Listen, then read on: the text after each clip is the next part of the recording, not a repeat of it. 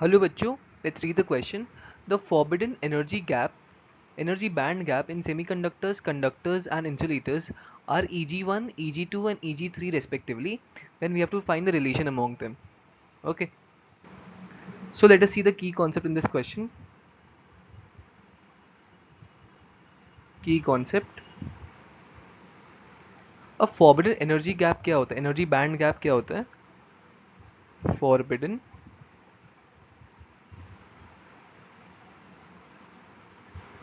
energy band gap.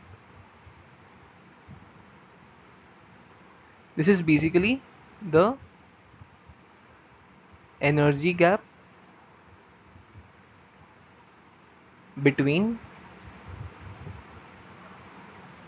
conduction band and valence band. Conduction band and valence band.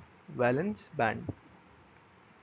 Okay so इन दोनों bands के बीच में जो गैप होता है conduction band and valence band, इन दोनों के बैंड के बीच में जो एनर्जी गैप होता है उसको ही बोलते हैं हम लोग forbidden energy band gap. Okay.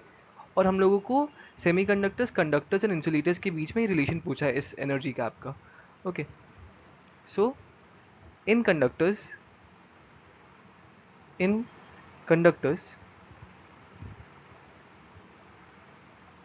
Conductors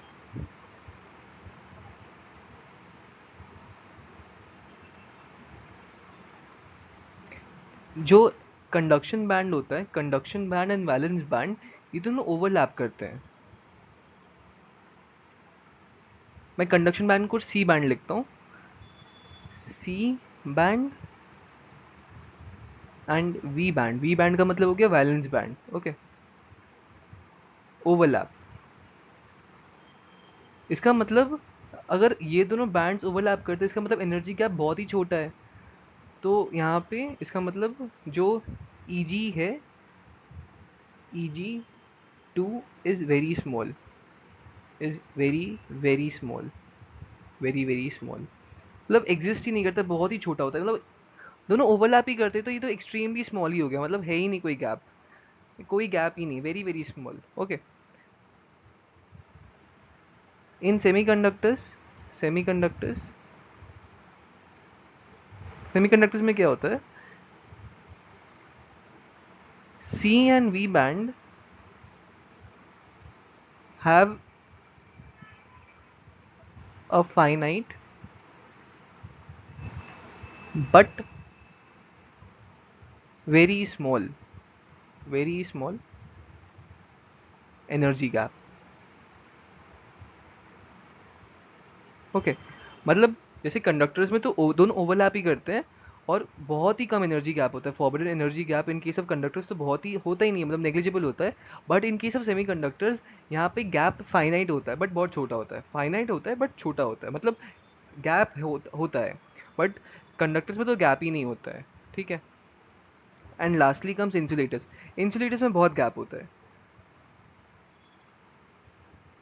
insulators have a large energy gap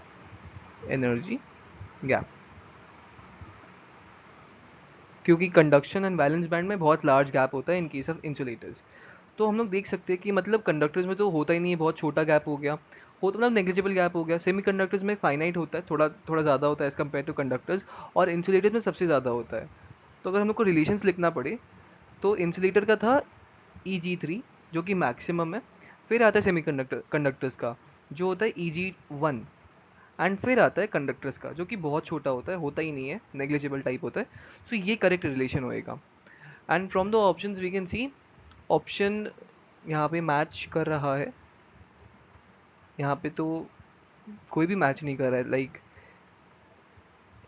हाँ, this one is matching. Sorry, B match कर रहा है. I am extremely sorry. B match कर रहा है. B is the correct answer. पहले सबसे ज़्यादा होएगा Eg3 in case of insulators, फिर Eg1 आएगा in case of semiconductors and फिर आएगा Eg2. So B is the correct answer. I hope आप लोगों को सोल्यूशन समझ आया होगा. Thank you.